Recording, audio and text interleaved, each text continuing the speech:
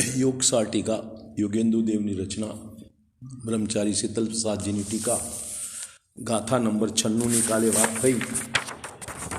પરભાવનો ત્યાગ કાર્યકારી છે। પરના નિમિત્તે થવાવાળા પોતામાં જે ભાવો છે એનું નામ પરભાવ। પરભાવ એટલે પરદ્રવ્યમાં થવાવાળા ભાવો એમ નહીં। પરભાવનો ત્યાગ કાર્યકારી છે એનો અર્થ પરના નિમિત્તે થવાવાળા મારામાં જે ભાવ છે એનું નામ પરભાવ। પરમાં જે ભાવ છે પરદ્રવ્યનું જે પરિણામ છે એના તો તમે ત્યાગી શકતા નથી, ગ્રહણ કરી શકતા નથી। એના ત્યાગની વાત આ નથી, બરાબર। હવે આગળની ગાથા કહે છે 97 ગાથા પરમ સમાધિ શિવ સુખનું કારણ છે। શિવ સુખ એટલે મોક્ષનું સુખ, કલ્યાણ, બરાબર। તજી કલ્પના જાણ સૌ પરમ સમાધિ લીન, વેદે જે આનંદને શિવ સુખ કહેતા જીન। કે જે બધી પ્રકારની કલ્પનાઓ વિકલ્પો ત્યાગી અને પરમ સમાધિમાં લીન થાય છે એ આને પોતાના આત્મિક આનંદ વેદ છે એને આ જીન ભગવાન જીનેન્દ્ર ભગવાન શિવ સુખ કહે છે। શિવ સુખ કહેતા જીન, વેદે જે આનંદને શિવ સુખ કહેતા જીન, એના જીનેન્દ્ર ભગવાન શિવ સુખ મોક્ષનું સુખ કહે છે। સર્વ વિકલ્પોનો ત્યાગ કરીને જે પરમ સમાધિ પ્રાપ્ત કરે છે તે કંઈક આનંદનો અનુભવ કરે છે, આ જ સુખને મોક્ષનું સુખ કહે છે।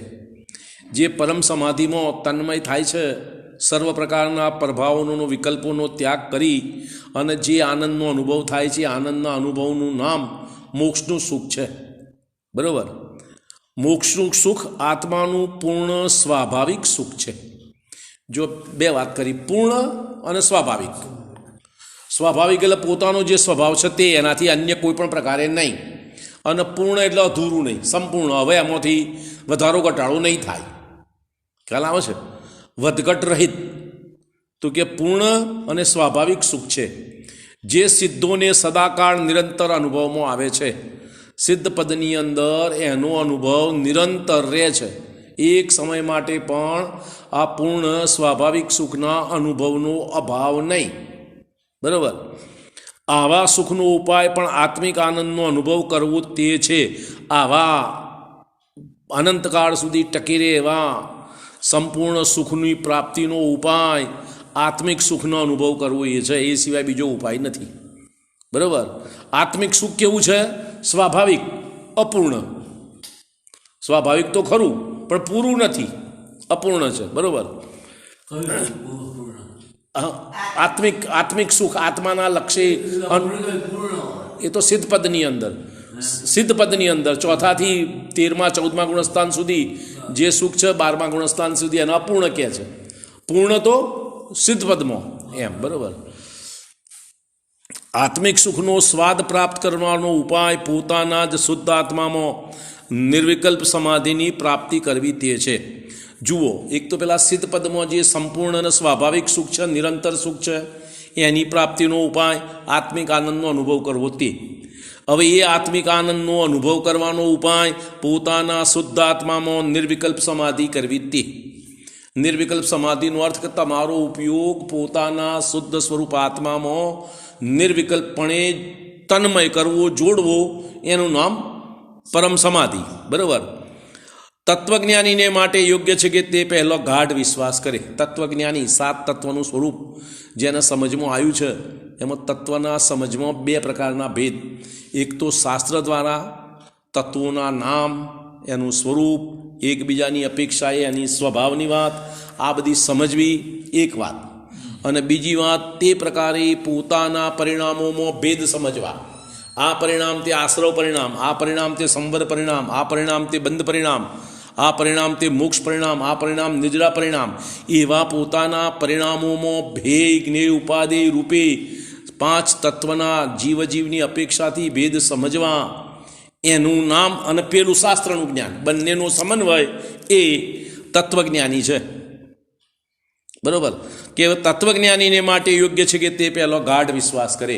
એના માટે સૌથી પ્રથમ જરૂરિયાત આ 7 તત્વોના સ્વરૂપનો પૂર્ણ વિશ્વાસ, દ્રઢ વિશ્વાસ કરે। જો વિશ્વાસ નહીં કરે તો એની પ્રાપ્તિ માટે પ્રયત્ન નહીં કરે।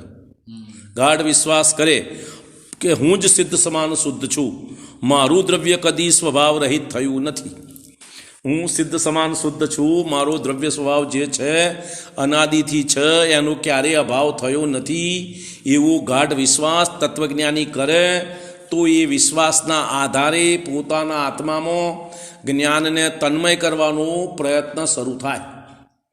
વિશ્વાસ નહીં હોય તો નહીં થાય, આટલી તો કબૂલાત જોઈએ એને. બરાબર. કર્મના મેલથી સ્વભાવ રોકાઈ ગયો છે, પરંતુ અંદરથી નાશ પામ્યો નથી. કર્મના મેલથી સોનું ઢંકાઈ ગયું છે, સોનાનો અભાવ નથી. એમ કર્મના મેલથી મારો સ્વભાવ ઢંકાઈ ગયો છે, સ્વભાવનો અભાવ નથી. જેમ માટી મળવાથી પાણીની નિર્મળતા ઢંકાઈ જાય છે, નાશ પામતી નથી. ફટકડી નાખવાથી માટી નીચે બેસી જાય અને પાણીની નિર્મળતા પ્રગટ થાય છે. શું થયું? નિર્મળ પાણીમાં છે, એમાં માટી પડી એટલે પાણીની નિર્મળતાનો અભાવ થયો, પણ વસ્તુ સ્વરૂપ પાણીની નિર્મળતાના સ્વભાવનો અભાવ નથી. જો એમાં ફટકડી નાખવામાં આવે તો માટી નીચે બેસી જાય, નિર્મળ પાણી પ્રગટ થાય. એમ આ આત્મા અનાદિથી 8 પ્રકારના કર્મો સાથે મળેલો છે, તો પણ પોતાનો સ્વભાવ સંપૂર્ણપણે ટકીને રહેલો છે. અનાદિથી આત્મા. જો અમારી સામે મહાવીર ભગવાનને સિંહના ભાવમાં સમ્યક દર્શન થયું, એ પહેલાં કોણ હતા? મિથ્યા દ્રષ્ટિ. મિથ્યા દ્રષ્ટિ હતા ને, અનાદિથી મિથ્યા દ્રષ્ટિ હતા. બરાબર. તો પછી એમના સ્વભાવ ક્યાંથી આવ્યો? તો કે એમનામાં હતો, તો તમારામાંય છે. સમજમાં આવે છે વાત? બરાબર. આ આત્મા અનાદિથી 8 પ્રકારના કર્મો સાથે મળેલો છે, તો પણ પોતાનો સ્વભાવ ટકી રહ્યો છે. સમ્યક દ્રષ્ટિ જીવ શુદ્ધ નિશ્ચય દ્વારા પોતાના આત્મા સાથે રહેલા સર્વ સંયોગો દૂર કરીને આત્માને શુદ્ધ દેખે છે.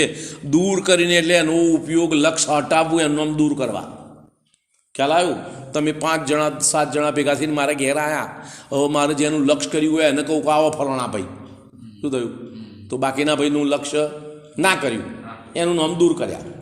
દૂર કરવાનું અંદર આ ભાવ કરવાની વાત નથી, ઉપયોગ નહીં લગાવો એનું નામ દૂર કર્યા. બરાબર.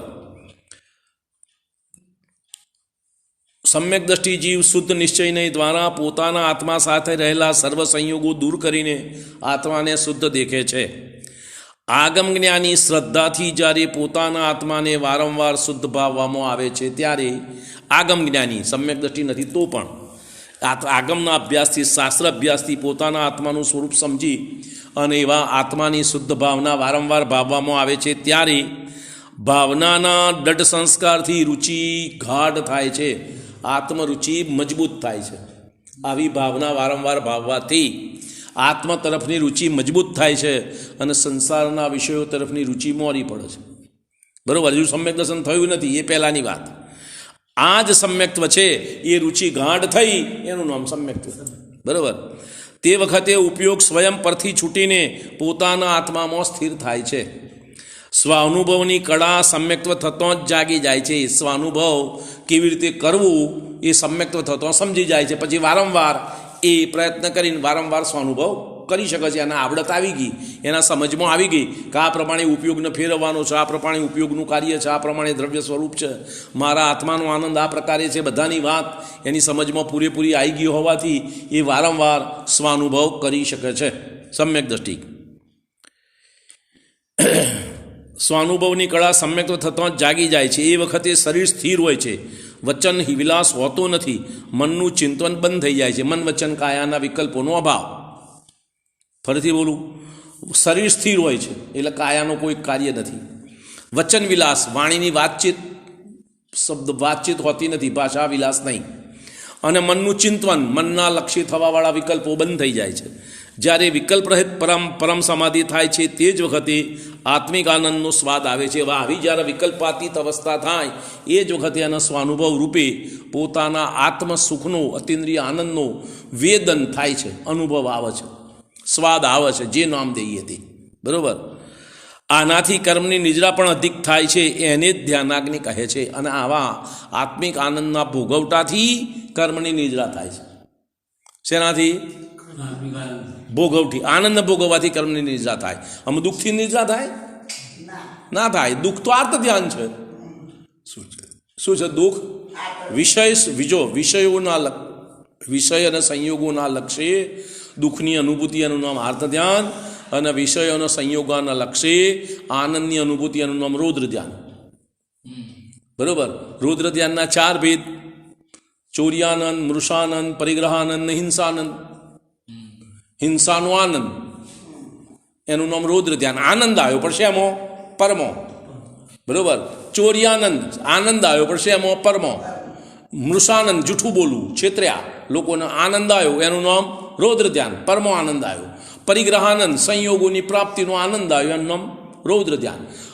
નિમિત્તો અને ઇન્દ્રિયોના સંયોગોના લક્ષ્ય આનંદની અનુભૂતિ એનું નામ રૌદ્ર ધ્યાન, અને ઇન્દ્રિય અને સંયોગોના લક્ષ્ય દુઃખની અનુભૂતિ એનું નામ આર્ત ધ્યાન. હા, બધું પીડા ચિંતન નિદાન. હા.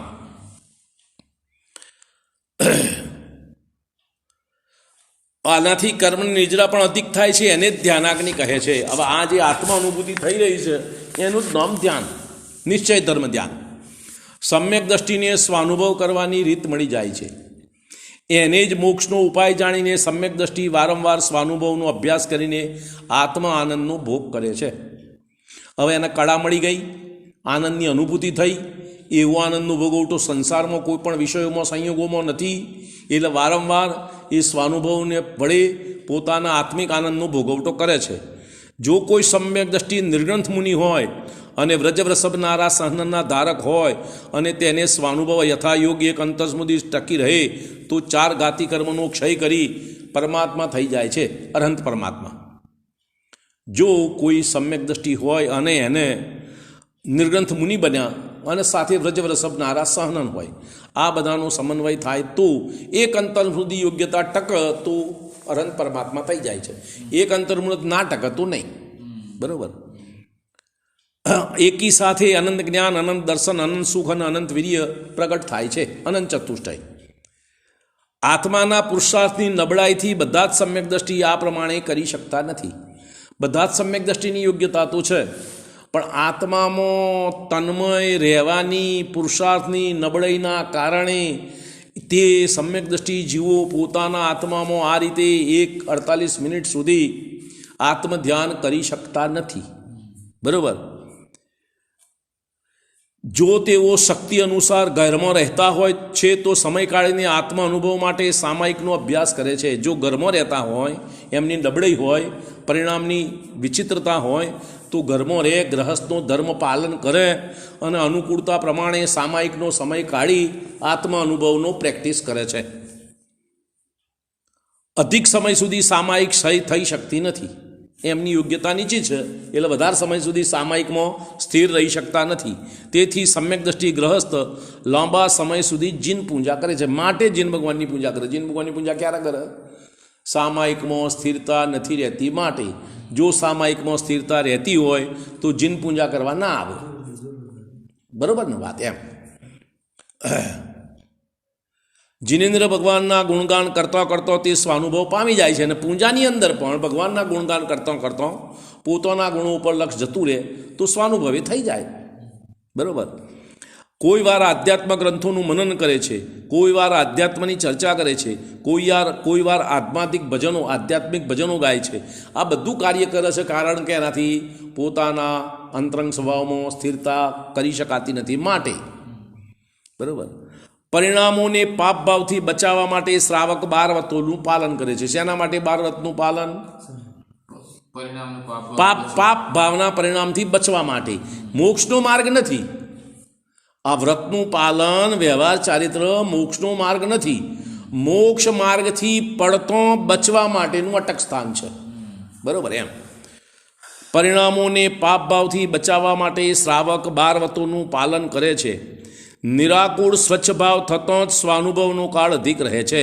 હવે જેમ જેમ પ્રેક્ટિસ થતી જાય, પરિણામોની યોગ્યતા સુધરતી જાય, વધતી જાય, એમ એમ આત્મ અનુભવનો કાળ વધતો જાય છે.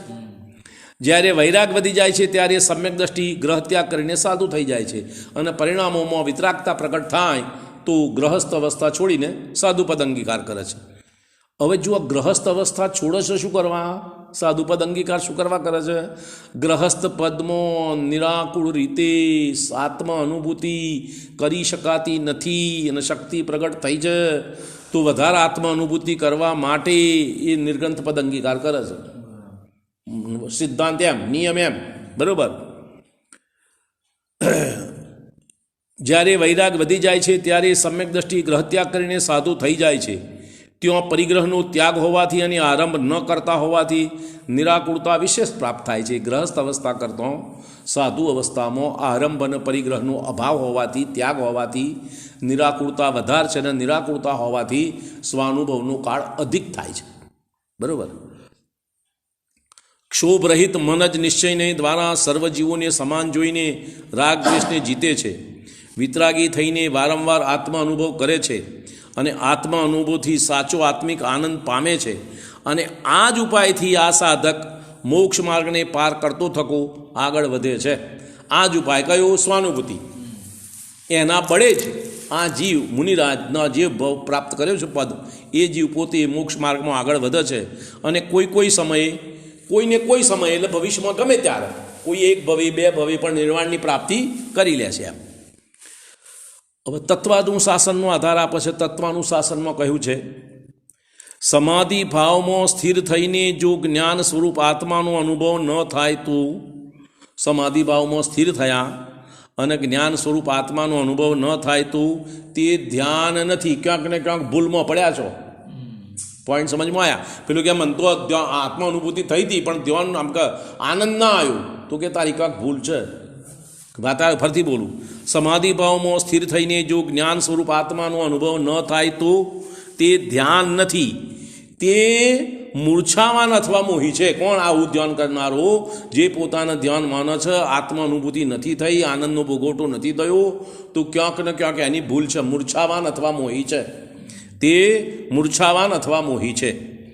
જ્યારે ધ્યાન કરતો આત્માનો અનુભવ પ્રગટ થાય છે ત્યારે પરમ એકાગ્રતા થાય છે અને ત્યારે જ તે વચનથી અગોચર આત્મિક આનંદનો ભોગવટો કરે છે.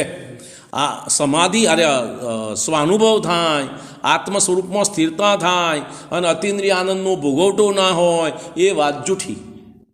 નિયમથી હોય જ, આત્મિક આનંદનો ભોગવટો નિયમથી હોય જ.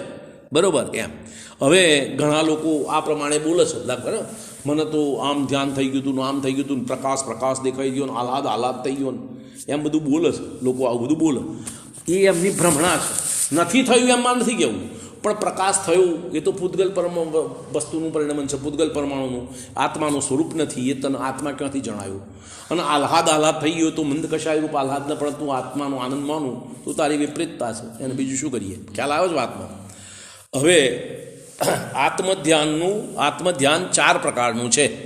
હવે આત્મધ્યાન એટલે મુખ્યપણે ધર્મ ધ્યાન, શુક્લ ધ્યાન એટલે મુનિ માટે. હવે ધર્મ ધ્યાનના 4 ભેદ આપણા હમણાં કયા?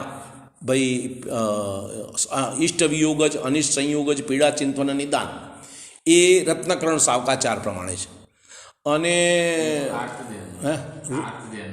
ધર્મ ધ્યાનના ભેદ, સોરી ભાઈ આજ્ઞા વિચય, અપાય વિચય, સંસ્થાન વિચય ને વિપાક વિચય. એ 4 ધર્મ ધ્યાનના ભેદ સમાધિ હમણાં શ્રાવકાચાર પ્રમાણે, રત્નકરણ સાવકાચાર પ્રમાણે. અને ભાઈ આ ના પુરુષાર્થ સિદ્ધિ ઉપાય નહીં. પેલા 2 મુનિરાજ હતા ને, પેલી તુંબડામાં સોનાના રસની સિદ્ધિ કરે છે, શુભચંદ્ર મુનિરાજ અને એના ભાઈ ભર્તુહરિ. તો શુભચંદ્ર મુનિરાજે ભર્તુહરિ એમના ભાઈને, જે અન્ય ધર્મના સાધુ થયા હતા, એમને સમજાવવા માટે જે શાસ્ત્રની રચના કરી એનું નામ જ્ઞાનાર્ણવ. અને જ્ઞાનાર્ણવની અંદર ધર્મ ધ્યાનના 4 ભેદ જુદા બતાવ્યા છે. અહીં આગળ જ્ઞાનાર્ણવના 4 ભેદની વાત અહીં કરે છે. બરાબર. ધર્મ ધ્યાનના ભેદ તો આજ્ઞા વિચય, અપાય વિચય, વિપાક વિચય, સંસ્થાન વિચય તો રત્નકરણ સાવકાચાર પ્રમાણે. બરાબર. અહીં આગળ જ્ઞાનાર્ણવ પ્રમાણે ધર્મ ધ્યાનના 4 ભેદ બતાવે છે. જે પિંડસ્થ, પદસ્થ ને રૂપસ્થ રૂપાતીત જાણી ધ્યાન જીનોક્ત એ શીઘ્ર બનો સુપવિત્ર. આ પણ એ 4 પ્રકારનું ધ્યાન છે. એ ધ્યાન તમે પ્રાપ્ત કરી અને તમારા આત્માને પવિત્ર બનાવો, એમ આચાર્યનો ઉપદેશ છે. આ પણ ધર્મ ધ્યાનના ભેદ છે. એનું વિસ્તારથી વર્ણન જ્ઞાનાર્ણવમાં આવે છે. આપણે 1 કે 2 વખત વાંચનમાં લીધેલું છે. બરાબર. હે પંડિત, જિનેન્દ્ર દ્વારા કહેવામાં આવેલા જે પિંડસ્થ, પદસ્થ, રૂપસ્થ અને રૂપાતીત ધ્યાન છે તેમનું મનન કર, જેથી તું શીઘ્ર જ પરમ પવિત્ર થઈ જઈશ. જેમ મેલું વસ્ત્ર ધ્યાનપૂર્વક ચોળવાથી સ્વચ્છ થાય છે, તેવી જ રીતે અશુદ્ધ આત્મા આત્માના ધ્યાનથી શુદ્ધ થઈ જાય છે. ધ્યાન કરવાની અનેક રીત છે.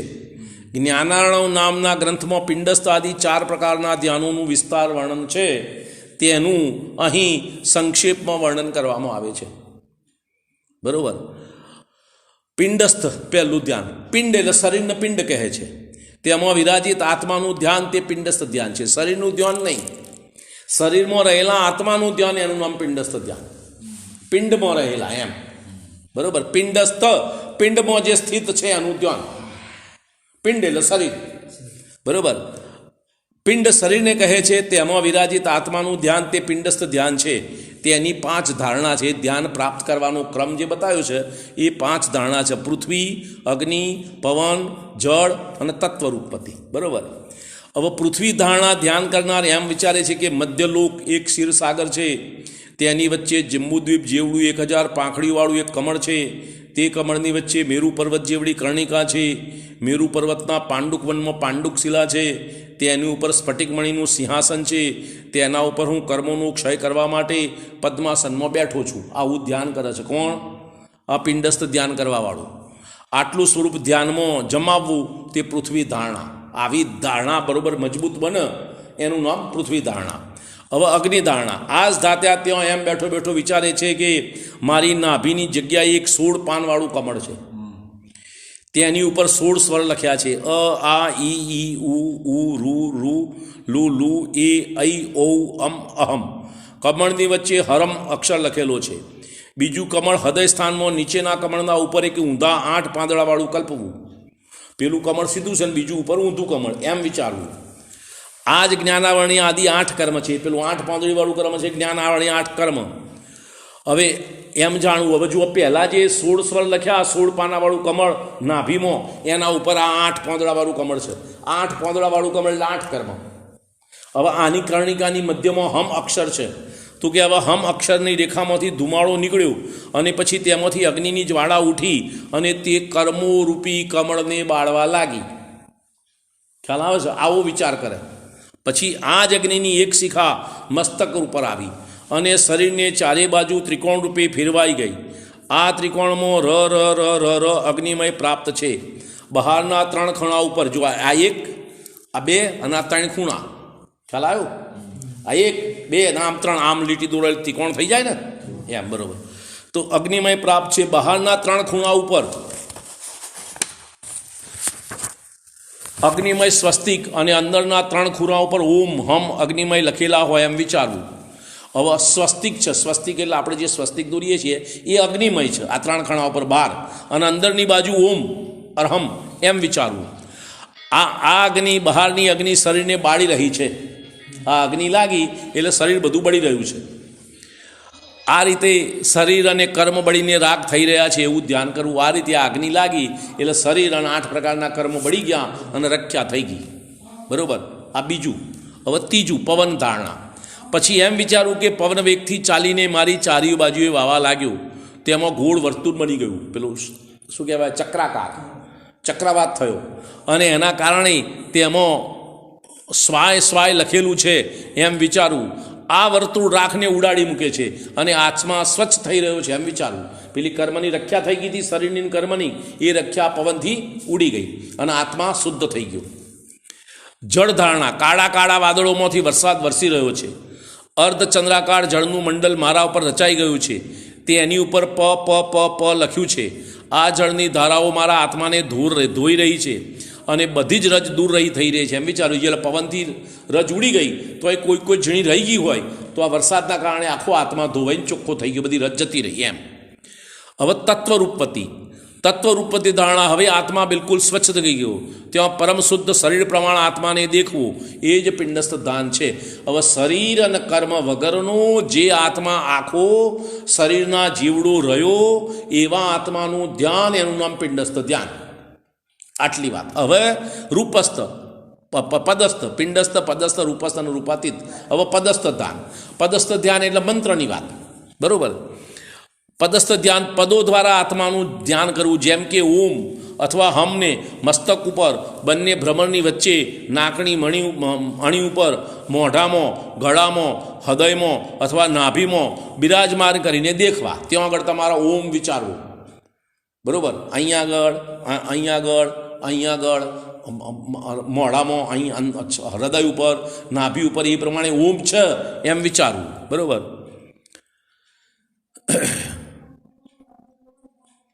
પદો દ્વારા આત્માનું ધ્યાન કરવું, જેમ કે ઓમ અથવા હમને મસ્તક ઉપર, બંને ભ્રમણની વચ્ચે, નાકની અણી ઉપર, મોઢામાં, ગળામાં, હૃદયમાં અથવા નાભીમાં બિરાજમાન કરીને દેખવા.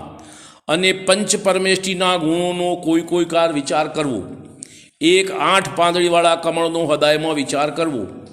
એક પાન ઉપર નમો હરિહંતાણમ, નમો સિદ્ધાણમ, નમો આર્યાણમ, નમો વજ્જાણમ, નમો લોહી સવ્વસાવણમ, સમ્યક દર્શનાય નમઃ, સમ્યક જ્ઞાનાય નમઃ, સમ્યક ચારિત્રાય નમઃ. આ 8 પદો વિરાચિત કરીને એક પદનું ધ્યાન ક્રમપૂર્વક કરવું. હવે તમારા હૃદયમાં 8 પાંદડીવાળું કમળ છે એમ વિચારવું, અને દરેક પાંદડી પર નમો હરિહંતાણમ. જો એમાં નિયમ એવો છે ને, આ ધ્યાનની પદ્ધતિની વાત તમને સાલી સમજાવું કે તમે કોઈ 8 પાંદડી કરી તો 4 દિશામાં 4 પાંદડી થાય, અને 4 વિદિશામાં 4 પાંદડી થાય. વિદિશા એટલે ખૂણા. બરાબર? એ પ્રમાણે થાય ને. અને વચ્ચે જે મોગરો રહે એમનો કર્ણિકા. આ નિયમ એનો આ પ્રમાણે છે. હવે પહેલી પાંદડી તમારા તરફથી શરૂ થાય. બરાબર? તો અહીંયા નમો હરિહંતાણમ, આ પાંદડી પર નમો સિદ્ધાણમ, પછી આ પાંદડી પર નમો આયર્યાણમ, પછી નમો ઉવજ્જાયણમ, પછી નમો લોહી સવ્વસાહુણમ, પછી સમ્યક દર્શનાય, સમ્યક જ્ઞાનાય અને સમ્યક ચારિત્રાય. આ તો પાંદડી આવી ગયેલા. અહીંયા આગળ આ પતી ગયું ને, એમ 8 પાંદડી થઈ ને એ પ્રમાણે. બરાબર? આ 8 પદોને વિરાચિત કરીને એક પદનું ધ્યાન ક્રમપૂર્વક કરવું. હવે પછી તમારા ક્રમથી, જો આ બધી તમે ખાલી વાતો સાંભળો ને બહુ સમજાય નહીં, પણ હવે તમે પ્રેક્ટિકલ કરો તમારા અંતરમાં, તારે કેવી એકાગ્રતાની જરૂર છે એનું મહત્ત્વ તમને સમજાય, અને ધીમે ધીમે તમારું એકાગ્રતા થતી જાય. આ કંઈ એક દિવસનું કામ નથી કે તમે આજ કર્યું કાલ થઈ જાય, 15 દાડામાં થઈ જાય, એવી બધી વાત નથી. આ બોલવાનું જેટલું સહેલું છે એટલું એ પ્રમાણે મનને એકાગ્ર કરવાનું એટલું મુશ્કેલ છે. બરાબર? ઘણા વખત પ્રયત્ન કરો તો એકાદ વખત અડધું થાય, કોઈક વખત વધારે પદ થાય, કોઈક વખત 6 પદ થાય, કોઈક વખત 2 થાય, કોઈ વખત 3જા પદમાં ભૂલ પડે, કોઈ વખત 5મા પદમાં ભૂલ પડે, એમ બળવાનું. 8 પદ એક સરખા થઈ જાય એવું ઘણી પ્રેક્ટિસ પછી બને. હવે આ પદસ્થ ધ્યાન થયું. હવે રૂપસ્થ ધ્યાન. પોતાને સમોસરણમાં શ્રી અરહંત ભગવાનની સામે ઊભેલો જોવો. અરહંત ભગવાન પદ્માસને પરમ શાંત બિરાજિત છે તેમના સ્વરૂપનું દર્શન કરવું, અથવા કોઈ ધ્યાનમય તીર્થંકરની પ્રતિમાને મનમાં લાવીને ધ્યાન કરવું, એ રૂપસ્થ. હવે રૂપાતીત એટલે સિદ્ધ ભગવાનનું. હવે રૂપાતીત સિદ્ધ ભગવાનના પુરુષાકાર જ્ઞાનાન્મય સ્વરૂપનું ધ્યાન કરવું. જ્યારે મન એકાગ્ર થાય છે ત્યારે વિતરાગતા પ્રકટ થાય છે, ત્યારે ખૂબ કર્મો ખરી જાય છે. આત્મા આત્મધ્યાનના ઉપાય વડે જ પરમ પવિત્ર પરમાત્મા થઈ જાય છે. આ ધર્મ ધ્યાનના ભેદ ભાઈ જ્ઞાનાર્ણવ પ્રમાણે શુભચંદ્ર મુનિરાજની અપેક્ષા, એમની અપેક્ષાથી. અને ધ્યાનના ભેદ પેલા બતાવ્યા છે. ધર્મ ધ્યાનના ભેદ આજ્ઞા વિચય, વિપાક વિચય, સંસ્થાન વિચય ને અપાય વિચય. એ ભેદ રત્નકરણ સાવકાર સમંતભદ્ર આચાર્યની અપેક્ષાએ એનું પણ ધ્યાનના ભેદોનું વિસ્તાર, એનું વર્ણન જુદા પ્રકારે છે. પણ આ બધું ધર્મ ધ્યાન મુખ્યપણે પુણ્યબંધનું કારણ અને થોડાક અંશે નિર્જરાનું પણ કારણ છે. આ ધર્મ ધ્યાન 7મા ગુણસ્થાન સુધી હોય. 7મા ગુણસ્થાન પછી શુક્લ ધ્યાન શરૂ થાય. શુક્લ ધ્યાનના એ 4 ભેદ. બરાબર? તત્વાનુશાસનમાં કહ્યું છે, જે ભાવે અને જે રૂપે આત્મજ્ઞાની આત્માનું ધ્યાન કરે છે તેની સાથે તે તન્મય થઈ જાય છે. જેમ રંગની ઉપાધિ સાથે સ્ફટિકમણી તન્મય થઈ જાય છે, તેમ એનો દાખલો આપ્યો છે સમયસારની અંદર. ધ્યાનાવિષ્ટ અને ભૂતાવિષ્ટ પુરુષની વાત કરેલી છે. તો જે ધ્યાન કરે છે એ રૂપે તમે થઈ જાઓ, એમ એવી તમારી અનુભૂતિ બની જાય. એટલે ત્યાં આગળ તમે આ પ્રમાણે ધ્યાન કરો તો ક્રમે તમારી અનુભૂતિ એ પ્રમાણે થતી જાય એમ. હવે આ ધ્યાનની વાત થઈ. હવે કે સામાયિક ચારિત્રનું કથન. સામાયિક ચારિત્રના ભેદ છે ને, સામાયિક છે, છેદોપસ્થાપન, આ બધા યથાખ્યાત, એ બધા ચારિત્રના 5 ભેદ છે. બરાબર? એમાંથી સામાયિક ચારિત્રનું કથન કરે છે. સર્વ જીવ છે જ્ઞાનમય એવો જે સંભાવ. બધા જીવ જ્ઞાન સ્વભાવી છે.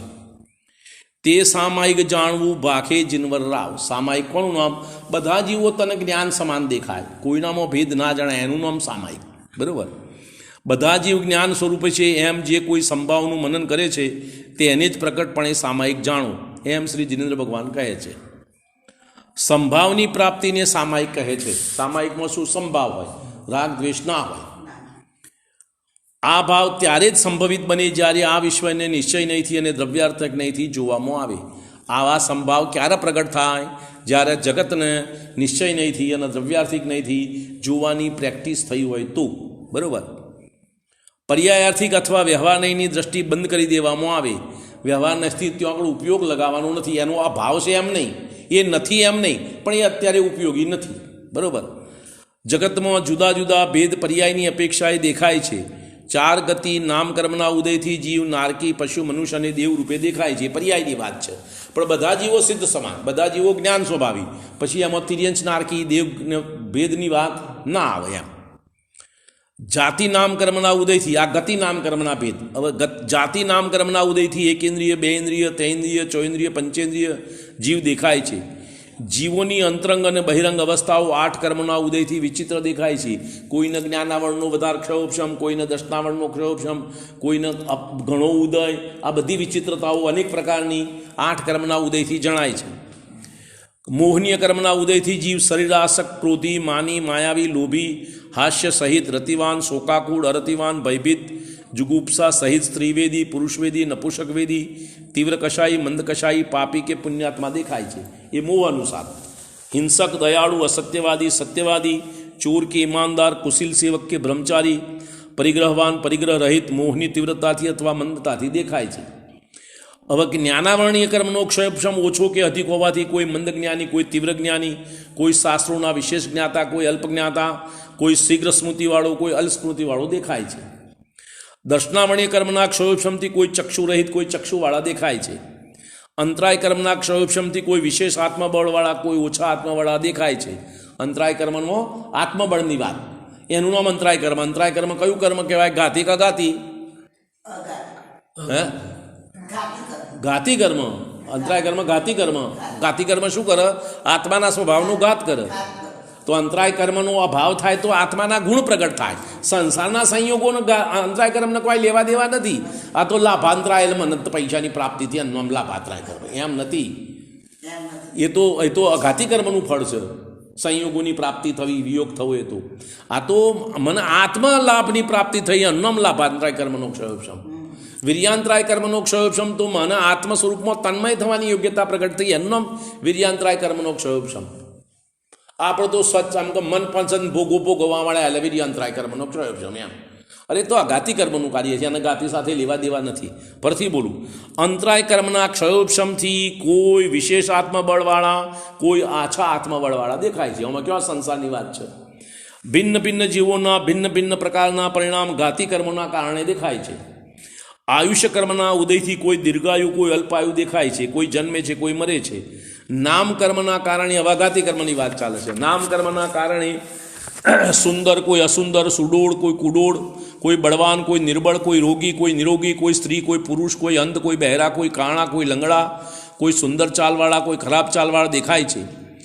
ગોત્ર કર્મના ઉદયથી કોઈ ઉચ્ચ કુળવાન, કોઈ નીચ કુળવાળા દેખાય છે. આ 3 આયા ને, આયુષ્ય, આયુષ્ય, નામ અને ગોત્ર.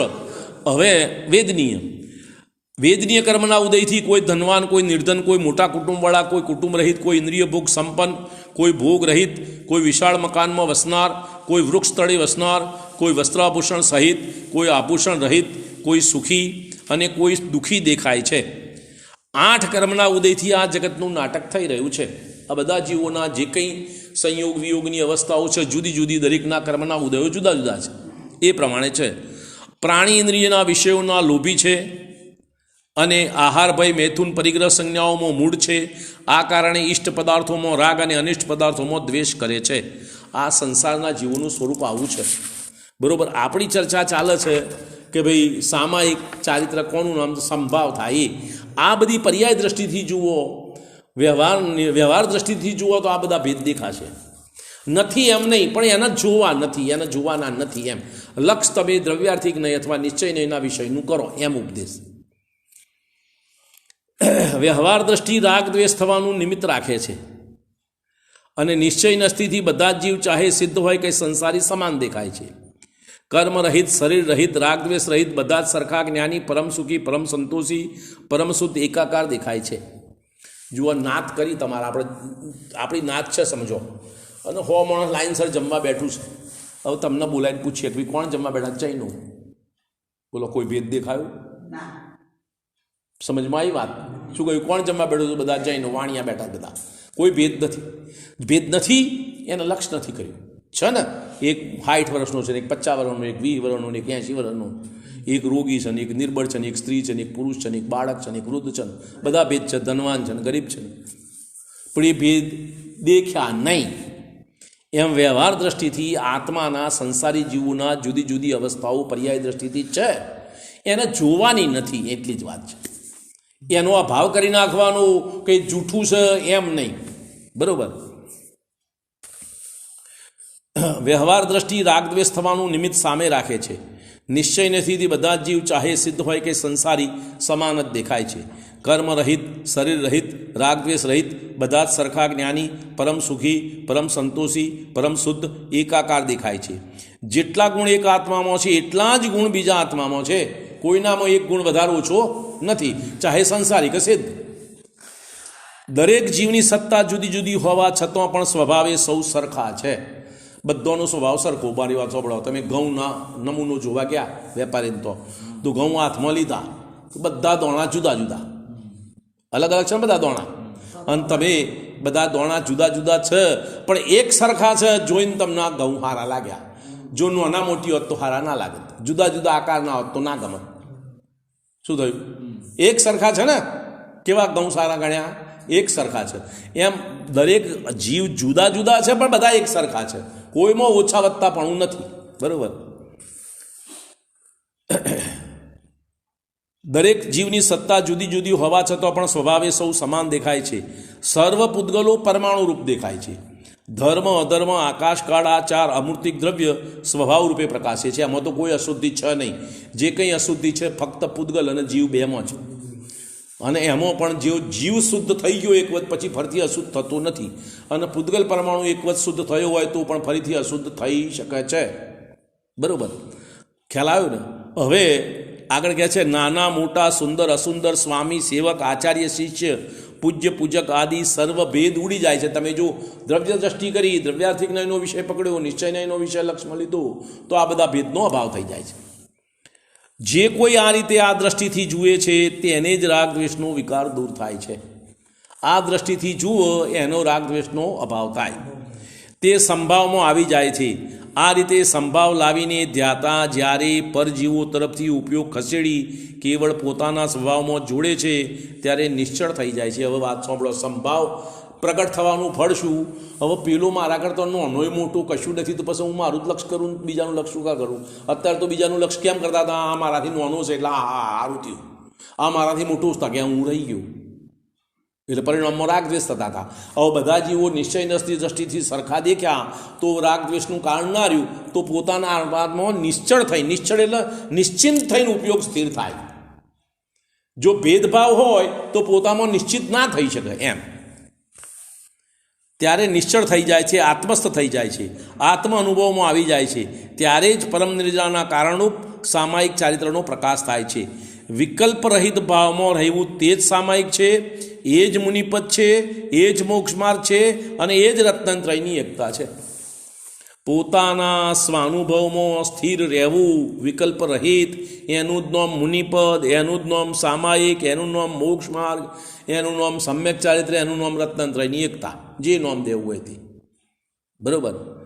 હવે કહે છે યોગેન્દ્રદેવ અમૃતા સ્થિતિમાં કહે છે, આ જ આચાર્ય, આ યોગેન્દ્રદેવે જે યોગસાટિકે લખી એમનું બીજું શાસ્ત્ર છે અમૃતા સ્થિતિ. હે મિત્ર, સાચા સામ્યભાવની ગુફાની મધ્યમાં બેસીને અને નિર્દોષ પદ્માસન આદિ બાંધીને પોતાના જ એક આત્મામાં, પોતાના જ પરમાત્મા સ્વરૂપ આત્માને તું ધ્યાન, જેથી તું સમાધિનું સુખ અનુભવી શકે. જો એક બીજી વાત છે, તમે માનો ના માનો, આપણે એના કોઈ તર્ક વિતર્કનો જવાબ નથી મારી પાસે, પણ ધ્યાનસ્થ થવા માટે ખડગાસન અથવા પદ્માસન સિવાય બીજી કોઈ ઉપાય નથી. પદ્માસન અથવા અર્ધ પદ્માસન. અને નીચી અવસ્થા હોય ને તમે સુખાસનમાં બેસો, આ બે પલાઠી તું બેઠો એ સુખાસન, હું બેઠો અર્ધ પદ્માસન, બે હાથ ઉપર કરીએ તો પદ્માસન અથવા ખડગાસન. ઊભા રહીને સ્થિર, લટકતા હાથ, નાસાગ્ર દ્રષ્ટિ અને સ્થિર શરીર, વોંકું ચૂકવું નહીં. કોમ પર હે હા, અરે બાહુબલીની વાત, આપણી વાત કરીને બાહુબલી ઊભા હતા, પણ અહીંયા આગળ મારો કહેવાનો ભાવ છે કે વોંકા ઘણા આમ ઊભા રહ્યા છે, ઘણા એક પગ સીધો રાખે, એક પગ વોંકું રાખે, એનું નામ ખડગાસન નહીં. બરાબર? ખડગાસન તમારા હાથ લટકતા, બે હાથ આ પ્રમાણે, ઓમે નહીં એ બધી વાત ના ચાલે. સીધા હાથ લટકતા, હાથ સ્થિર, આમ કોણીથી વળેલા, એનું બધું ના ચાલે, એ બધી વાત નહીં. તો કહેવાનું ભાઈ આ બે આસનો જે આચાર્ય કયા છે એ જ ધ્યાન માટે યોગ્ય છે. તો એ તમારે તમે ધીમે ધીમે કરો કામ, એટલે ધીમે ધીમે આવતું થઈ જાય, ફાવતા થઈ જાય, અને બેસવાની સ્થિરતા પણ પ્રગટ થાય એમ. હવે કે હે મિત્ર, સાચા સામ્યભાવની ગુફાની મધ્યમાં બેસીને નિર્દોષ પદ્માસન આદિ બાંધીને, આદિ એટલે પદ્માસન, ખડગાસન, અર્ધ પદ્માસન, સુખાસન, આ બધા આસનો, એ સિવાય બીજા કોઈ આસનમાં નહીં. પછી કોઈ કે મને હુત ધ્યાન થઈ ગયું હતું કે આચાર્ય ના પાડે છે, તને ક્યાંથી થયું તને ખ્યાલ આવે છે? મને તો સ્વપ્નમાં ભગવાન દેખાયા હતા, તે બ્રહ્મણા છે, બીજું કશું નથી. ભગવાન તો અત્યારે સનિતન મહાવીર ભગવાન ચોથી સપનામાં દેખાયા, મહાવીર ભગવાન તો સિદ્ધ થઈ ગયા, એ તને સપનામાં ચોથી આવ્યા, બીજી બ્રહ્મણા જ છે ને, તો બીજું કોઈ. અને એમ કહીએ તો મારી થઈ જાય. ભરત એમ કે મને સપનામાં મહાવીર ભગવાન દેખાયા તો હું બ્રહ્મણા, તો લડાઈ થઈ જાય. શું થાય ભરત? ખ્યાલ આવે છે કે નહીં વાતમાં? પણ એટલે મહાવીર ભગવાન સિદ્ધ થઈ ગયા, અત્યારે મહાવીર ભગવાન છ નહીં, સિદ્ધ થઈ ગયા છે, હવે પાછા આવી શકે નહીં, તને સપનામાં આયા એ બીજું કોણ છે, મહાવીર ભગવાન નથી, એટલી તો વાત આમ જ વાત સમજમાં આવે છે વાત. બરાબર? સમય થઈ ગયો છે. એક વાત જરા મારા ધ્યાનમાં આવી છે, તમને કહું, પોઈન્ટ ઘણા ટાઈમથી રહી જાય છે, ભૂલમાં જતો રહે છે. આ શરીર આપણે બધા કહે છે ને, હું કરતા, આ શરીરનો કરતા, હું બોલું તો કોણ બોલે છે, હું ખાતો નથી તો કોણ ખાય છે, હું શ્વાસોશ્વાસને લે તો કોણ લે છે, આપણે બધા એમ કહીએ ને. આચાર્ય તો કે શરીરનો કરતા તું નથી, એમ આચાર્ય કહે છે. એટલે આની સામે આ બધા લોકો બધા તર્ક કરે છે, તારે કોણ કરે છે મને એ બતાવો. હવે એની સામે મારી બુદ્ધિમાં જે મને વિચારમાં વાત આવી છે તમને કહેવા માગું છું કે મને એક વાત કહો કે આ તમારો શરીર છે એ કેટલા પૂતગલ પરમાણુનું બનેલું છે? અસંખ્યાત પૂતગલ પરમાણુ. કેટલા? અસંખ્યાત પૂતગલ પરમાણુ. દરેક પરમાણુનું પરિણમન સ્વતંત્ર. બરોબર? હું બિપિન સમજમાં આવો તો સાંભળો વાત. શું કહું છું? દરેક પરમાણુનું પરિણમન સ્વતંત્ર, દરેક પરમાણુનું સમયે પોતપોતાની યોગ્યતા અનુસાર પરિણમન થાય. બરોબર? હવે મને તું કહે કે તારા શરીરનો કરતા તું છો, તો તારા શરીરના કયા પૂતગલ પરમાણુના કયા પરિણમનનું તે કાર્ય કર્યું અને બાકીના પરમાણુનું શું થયું?